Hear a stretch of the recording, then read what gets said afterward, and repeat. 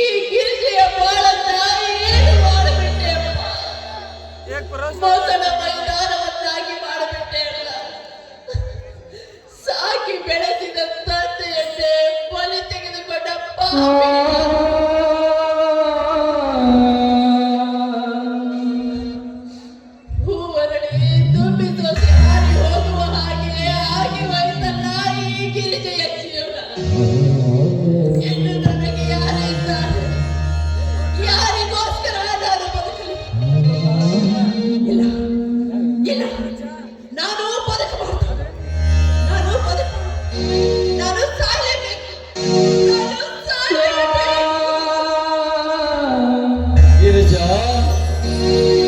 ನೋಡಿ ಗಿರಿಜಾ, ಸಮಾಜ ನಿನ್ನಂತ ಜಾರದ ನಾರಿಗೆ ಕೊಡುವ ಶಿಕ್ಷೆ ಆತ್ಮಹತ್ಯೆ.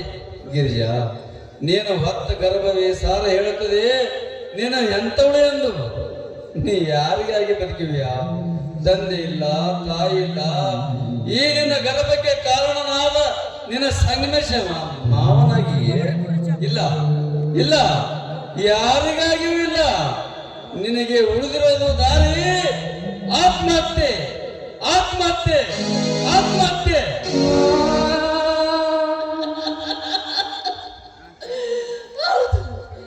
ನನ್ನಂತಳು ಬದುಕಬಾರ್ದು.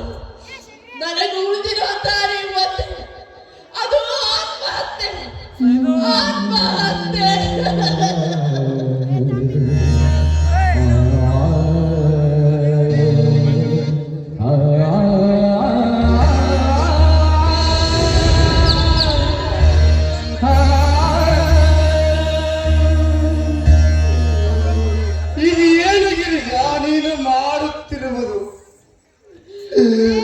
ಈಗಾಗಲೇ ಹೃದಯ ಮೇಲೆ ಆದ ಗಾಯವನ್ನು ಮಾಯುಗತ್ತ ಮೆದಲಿ ಮತ್ತೊಂದು ಬರಿ ಎಳೆದು ಬಿಟ್ಟಿಯ.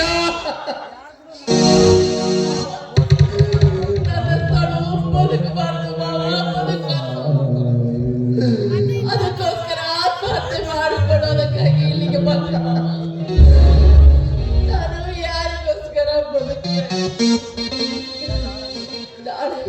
ನನ್ನ ಹೊಟ್ಟೆಲಿ ಹುಟ್ಟಿದ ಮಗು ಈ ಸಮಾಜದಲ್ಲಿ ನನ್ನ ತಂದೆ ಯಾರು ಅಂತ ಕೇಳಿದ್ರೆ ನಾನು ಏನು ಹೇಳಿ? ದಯವಿಟ್ಟು ನನ್ನನ್ನು ಬಿಟ್ಟು ಬಿಡಿ. ಆತ್ಮಹತ್ಯೆ ಮಾಡ್ಕೊಳ್ತೀನಿ. ಬಿಟ್ಟು ಬಿಡಿ ಮಾವ, ಬಿಟ್ಟು ಬಿಡಿ. ಹೌದು, ನಿಜ ಗಿರಿಜಾ, ನಿಜ. ನಿನ್ನಂತಳು ಬದುಕಲೇಬಾರದು ಗಿರಿಜಾ,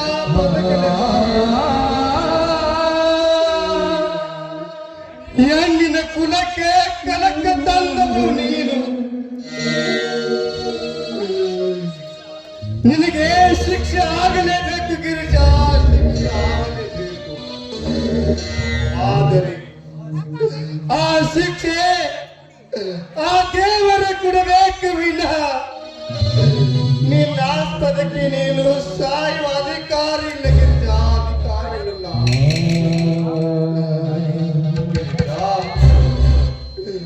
ಸಾಯುತ್ತೀನಂದ್ರೆ ಸತ್ತು ಗಿರಿಜಾ. ಆದರೆ ನಾನೊಂದು ಮಾತು ಕೇಳುತ್ತೇನೆ. ನನ್ನ ಪ್ರಶ್ನೆಗೆ ಉತ್ತರ ಕೊಟ್ಟು ಸಾಯಿ ಗಿರಿಜಾ, ಉತ್ತರವನ್ನು ಕೊಟ್ಟು ಸಾಯಿ. ಹೇಳು, ನನಗೆ ಅನ್ಯಾಯ ಮಾಡಿದ ಗಿರಿಜಾ. ನನ್ನ ತಮ್ಮ ನಿನಗೆ ಏನನ್ನು ಮಾಡಿದ್ದಾನೆ? ಹೇಳು ಗಿರಿಜಾ, ಹೇಳು.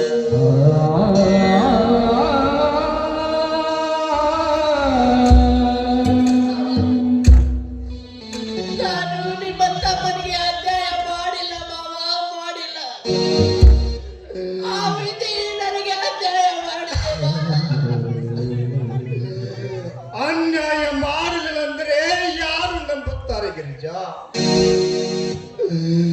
ಇನ್ನಾರು ತಿಂಗಳಲ್ಲಿ ನನ್ನ ತಮ್ಮನ ಧರ್ಮ ಪತ್ನಿ ಆಗಬೇಕಾಗಿದ್ದವಳು ನೀನು. ಯಾರದ ಮಗುವಿನ ತಾಯಿಯಾಗುತ್ತಿದ್ದೆ.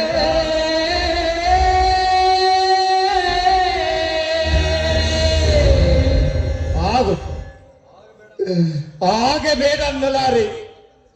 ಯಾಕಂದ್ರೆ ಆ ವಿಧಿ ನಿಯಮವೇ ಆಗಿದೆ ಅಂತ ತಿಳಿಯುತ್ತೇನೆ. ಗಿರಿಜಾ, ಅಂತ ಹೇಸಿ ಹಣ್ಣಿನ ಸೋವಾಸ ನೀಡದಂದು ನಿನ್ನ ತಂದೆ ಎದೆವರೆದ ಸತ್ತು. ಗಿರಿಜಾ, ನನ್ನ ತಮ್ಮನ್ನು ದೇವರನ್ನು ಕರೆದುಕೊಂಡು ಬಿಟ್ಟ.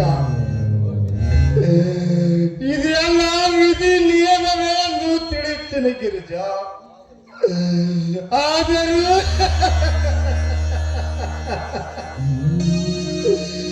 ನಿನ್ನ ಸೋದರ ಮಾವನಾದ ತಪ್ಪಿಗೆ ನಾನು ಇದನ್ನು ಮಾತು ಕೇಳ್ತೀನಿ ಗಿರಿಜಾ, ಕೇಳುತ್ತೇನೆ.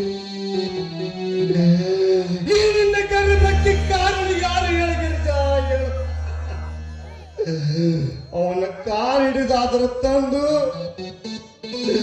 ನಿನ್ನ ಮದುವೆ ಮಾಡಿ ಮನೆ ಮಾನವನ ಕಾಪಾಡುತ್ತೇನೆ. ಹೇಳು ಗಿರಿಜಾ, ಹೇಳು. ಮಾವ, ಏನು ಅಂತ ಹೇಳಿ? ನನ್ನ ಹೊಟ್ಟೆಯಲ್ಲಿ ಹುಟ್ಟುವ ಮಗುವಿಗೆ ತಂದೆ ಯಾರು ಅಂತ ಕೇಳಿದ್ರೆ ನಾನು ಏನ್ ಹೇಳಿ ಮಾವ? ಈ ಮಗುವಿನ ತಂದೆ ಬೇರೆ ಯಾರು ಅಲ್ಲ ಮಾವ, ನಿಮ್ಮ ತಮ್ಮ ಸಂಗಮೇಶ.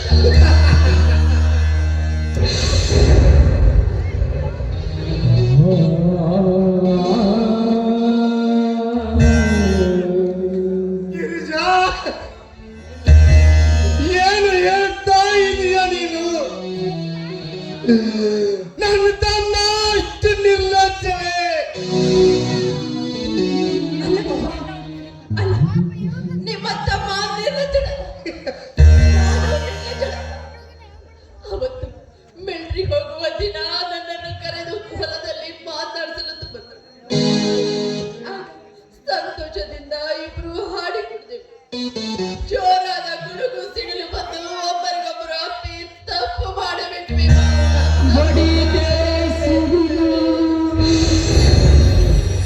ಏನು ಅಂದರೆ ಈಗ ನಿನ್ನ ಹೊಟ್ಟೆಯಲ್ಲಿ ಬೆಳೆತಿರುವ ಕುಡಿ ನಮ್ಮ ವಂಶದ, ನಮ್ಮ ರಕ್ತದ. ಅಯ್ಯೋ ದೇವರೇ, ಇನ್ನೊಂದು ಅರಕ್ಷರ ನಾನು ಬರದೇ ಇದ್ದರೆ ಎಂತ ತಪ್ಪು ಮಾಡ್ತೀನಿ ಗಿರಿಜಾ.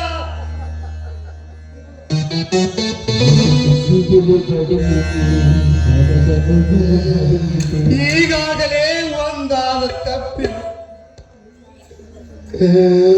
ಮತ್ತೊಂದು ತಪ್ಪನ್ನು ಹೇಗೆ ಮಾಡಿಬಿಡ್ತೀನಿ ಗಿರಿಜಾ ನೀನು?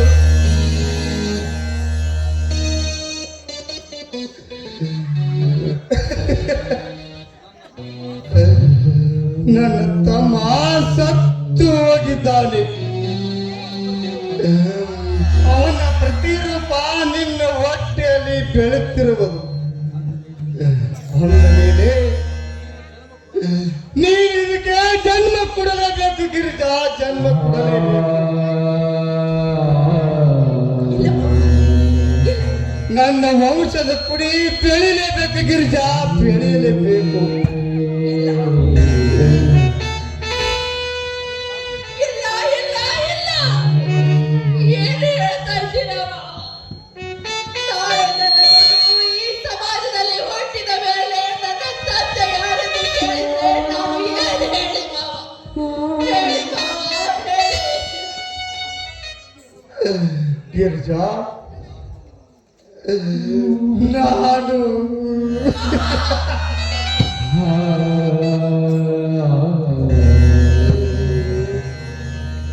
ಹೌದು ಗಿರಿಜಾ, ಈ ಮಾನವೇ ಈ ಮನೆ ನಂದ ದೀಪ. ನನಗೆ ಮಾನ ಉಳಿಯಬೇಕು ಗಿರಿಜಾ, ಮಾನ ಉಳಿಯಲೇಬೇಕು.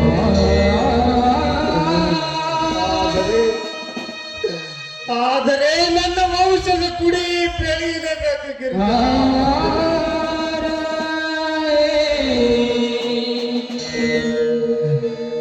ಅಂದರೆ ಈ ಮಗುವಿಗೆ ತಂದೆ ನಾನಾಗಬೇಕು ಗಿರಿಜಾ. ಏನು ಮಾತಾಡ್ತಾ ಇದ್ದೀರಾ? ಈ ಮಗು ನಿಮ್ಮ ತಮ್ಮನದು ಮಾವ, ನಿಮ್ಮ ತಮ್ಮನದು. ಗೊತ್ತು ಗಿರಿಜಾ, ನೀನು ಹೇಳ್ತಿರುವುದು ಏನಂದು ಅಣ್ಣನ ಹೆಂಡತೆ ಅತ್ತೆಗೆ ಹೆತ್ತ ತಾಯಿ, ತಮ್ಮನ ಹೆಂಡತಿ ಸೊಸೆ ಮಗಳ ಸಮಾನ. ಅದಕ್ಕೆ ಹೇಳ್ತಾ ಇದ್ದೀನಿ ಗಿರಿಜಾ, ನಾನು ಈ ಸಮಾಜದ ಕಣ್ಣಿಗೆ ನಾವಿಬ್ಬರು ಕಂಡ ಹೆಂಡತಿರು ಗಿರಿಜಾ, ಕಂಡ ಹೆಂಡತಿ. ಆದರೆ ಅಂತರಂಗದಲ್ಲಿ ಮಾತ್ರ ನಾನು ತಂದೆ, ನೀನು ಮಗಳಾಗಿರಬೇಕು.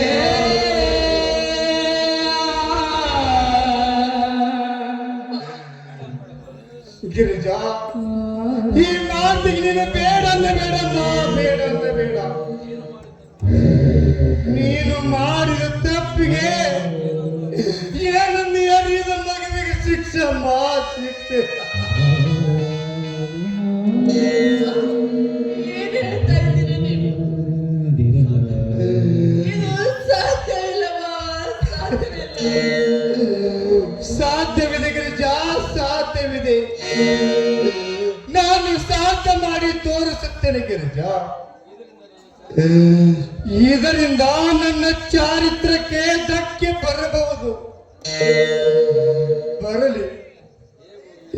ಹೇಗೋ ಈ ವಿಷಯ ಡಾಕ್ಟರ್ ಒಬ್ಬನಿಗೆ ಬಿಟ್ಟು ಮತ್ತೆ ಯಾರಿಗೂ ಗೊತ್ತಿಲ್ಲ. ಯಾರಿಗೆ ಹೇಳಿಬಿಡೆಂದು ಆ ಡಾಕ್ಟರ್ ಈಸನ ಕೇಳಿಕೊಂಡಿದ್ದೇನೆ. ಸಾಕು ಗಿರಿಜಾ, ಈ ವಿಷಯ ಯಾರಿಗೆ ಗೊತ್ತಾಗಬಾರದು. ಈ ಸಂತೆ ನಾವು ಆ ಬೀರಲಿಂಗೇಶ್ವರ ದೇವಸ್ಥಾನದಲ್ಲಿ ಹೋಗಿ ನಾನೊಂದು ನೀನೊಂದು ಹಾರ ಹಾಕಿಕೊಂಡು ಬರೋಣ. ನಿನ್ನ ಕೈಲಿಂದಲೇ ನನ್ನ ತಮ್ಮನ ಹೆಸರಿಂದ ನಿನ್ನ ಕೊರಳಲ್ಲಿ ಮಾಂಗನ ಕಟ್ಟಿಕೊಂಡು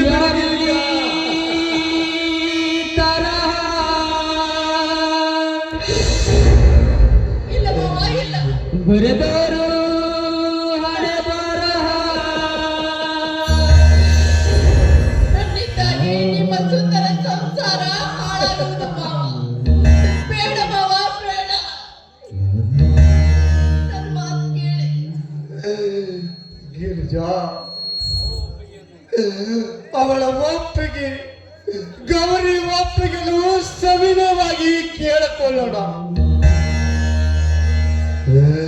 ಈ ವಿಷಯವನ್ನು ನಮ್ಮಿಬ್ಬರಿಗೆ ಬಿಟ್ಟು ಬೇರೆ ಯಾರಿಗೆ ಗೊತ್ತಿಲ್ಲ.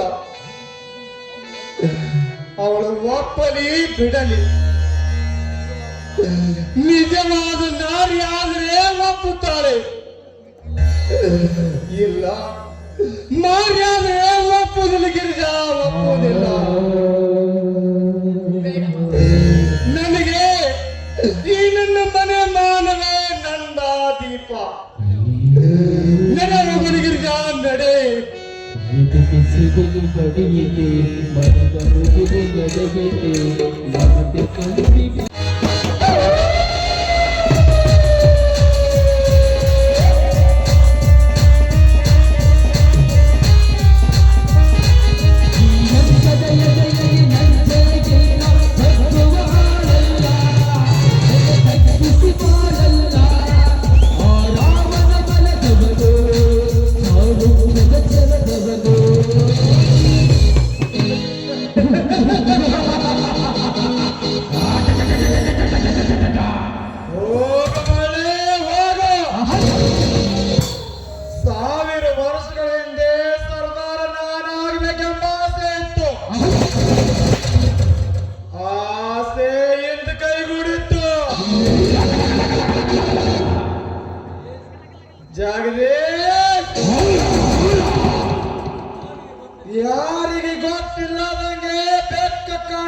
ಮಚ್ಚ ಹಾಲು ಕುಡ್ದಂಗಾಯ್ತು ಬಾಳ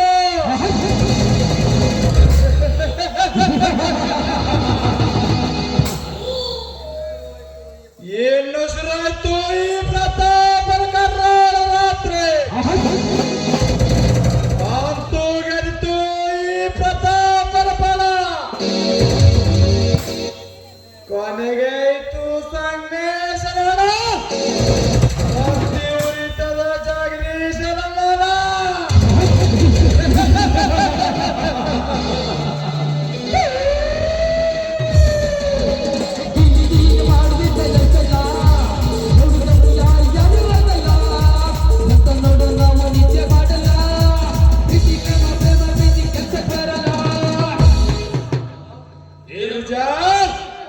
ಎಷ್ಟೊಂದು ಸಂತೋಷವಾಗಿ ನಗುತ್ತಿರುವೆ. ಆ ಸಂತೋಷಕ್ಕೆ ಕಾರಣ ಗೌಡ್ರೆ ಕಾರಣವಿಲ್ಲದೆ ವಿನಾಕಾರಣ ನಗುವುದಲ್ಲ ಈ ಪ್ರತಾಪ್. ಅಂದು ನಾನು ನಿಮಗೆ ಹೇಳಿದ ಮಾತು ಎಂದು ಸಫಲವಾಯಿತು. ಹತ್ತೂರಿನ ಒಡೆಯನ ಮಗಳಾದ ಗೌರಿ ಅಂದ್ರೆ ನಿಮ್ಮ ಮಗಳು ಗೌರಿ ಮನೆ ಬಿಟ್ಟು ಬರಲು ನಾವು ಹುಡಿದ ಮೋಡಿಯಿಂದ ಸಫಲವಾಯಿತು. ಗೌಡ್ರೆ ಗಿರಿಜಾನು ಜಗದೀಶ ಮದುವೆ ಮಾಡಿಕೊಂಡು ಬರುವುದು. ಪ್ರತಾಪ್ ಏನು ಹೇಳುತ್ತಿದೆ ಈಗ ನೀನು? ಗೌಡ್ರೆ ನಾನು ಹೇಳಿದೆ ವೇದ ವಾಕ್ಯ, ನಾ ಮಾಡಿದೆ ಮೂಲ ಮಂತ್ರ. ಇದೇ ಸಮಯವನ್ನು ಸುಂದರ ಅವಕಾಶವನ್ನು ತಿಳಿದು ನಿಮ್ಮ ಮಗಳು ಗೌರಿ ಆ ಜಗದೀಶನ ಮನೆ ಬಿಟ್ಟು ಬರಲು ಮಾಡಲೇಬೇಕು. ವಿಷಯವೆಲ್ಲ ವಿಸ್ತಾರವಾಗಿ ತಿಳಿಸ್ತೀನಿ. ನಡೆದು ಮೊದಲು ಹೋಗೋಣ. ಪ್ರತಾಪ್, ನನ್ನ ಮಗಳಿಗೆ ಅನ್ಯಾಯ ಮಾಡಿದ ಆ ಕೊನ್ನಿ ಜಗದೀಶ ಈ ಭೂಮಿ ಮ್ಯಾಗೆ ಬದುಕಬಾರದು. ಗೌಡ್ರೆ ಕೊಂದು ಹಾಕಿದ್ರೆ ಸೇಡು ಒಂದೇ ಸಾರಿ ಮಾಯಾಗ್ತದೆ. ಆದರೆ ಬದುಕಿದ್ದವರು ಸತ್ತಂತೆ ಮಾಡುವುದೇ ಈ ಶ್ರೀಮಂತರ ಗತ್ತು. ಗೌಡ್ರೆ ಆ ಜಗದೀಶ ಬರೋದ್ರೊಳಗೆ ಗಿರಿಜನ ಮನೆ ಹೋಗಿ ಗೌರಿಯ ತೆರೆ ತುಂಬಿಯಲ್ಲಿ ಎಬ್ಸಿ ಬಿಡೋಣ ನಡೆರೆ.